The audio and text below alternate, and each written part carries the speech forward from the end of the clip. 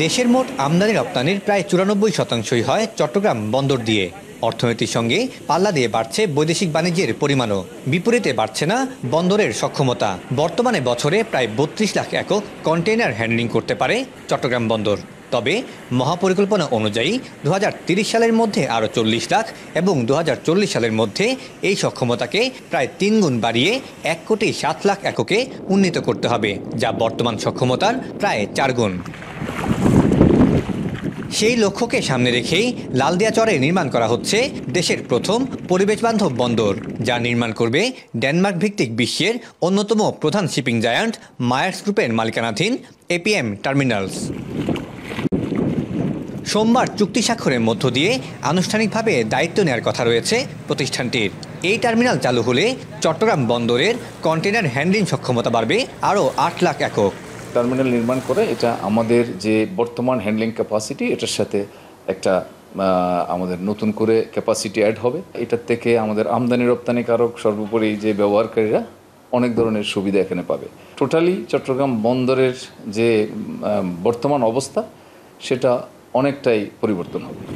বৃহৎ এই কোম্পানি দেশের বাজারে বিনিয়োগ করায় বাড়বে প্রতিযোগিতা, কমে আসবে জাহাজের গড় অবস্থান সময় ও খরচ। বন্দর ব্যবহারকারীরা বলছেন, টার্মিনাল অপারেশনে দক্ষতা বাড়লেও কাস্টমস ক্লিয়ারেন্স যদি ধীরগতির হয় তাহলে সুফল মিলবে না। তাই আধুনিক হতে হবে কাস্টমসকেও। মার্কস লাইনের মতো একটা প্রতিষ্ঠান যে দেশে বিনিয়োগ করতেছে সেই দেশের অবকাঠামোগত অর্থনৈতিক অবস্থা নিশ্চয়ই ভালো কিংবা ভালোর দিকে যাবে।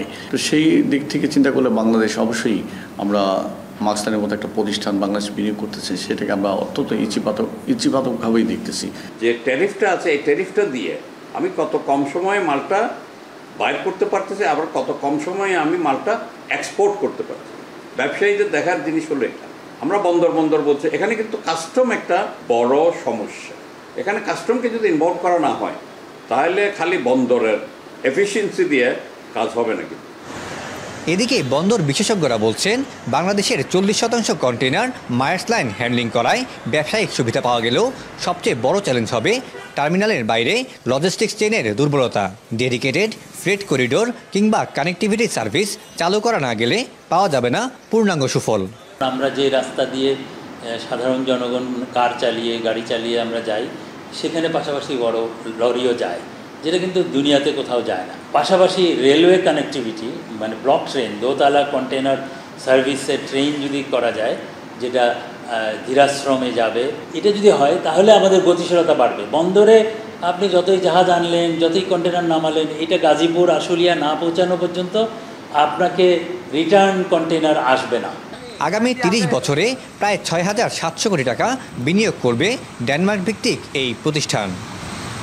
মোহনা থেকে চট্টগ্রাম বন্দরের মূল জেটিতে পৌঁছতে এখন একটি জাহাজকে পাড়ি দিতে হয় অন্তত ১৬ কিলোমিটার পথ। সেই সাথে অতিক্রম করতে হয় ৩টি বিপজ্জনক বাঁক। এই লালদিয়া কন্টেইনার টার্মিনাল চালু হলে সেই ঝুঁকি যেমন এড়ানো যাবে, তেমনি কমে আসবে খরচ ও সময়, এমনটাই মনে করছেন বন্দর ব্যবহারকারীরা। চট্টগ্রামের লালদিয়া চর থেকে সৈয়দ তামিম মাহমুদ, স্টার নিউজ।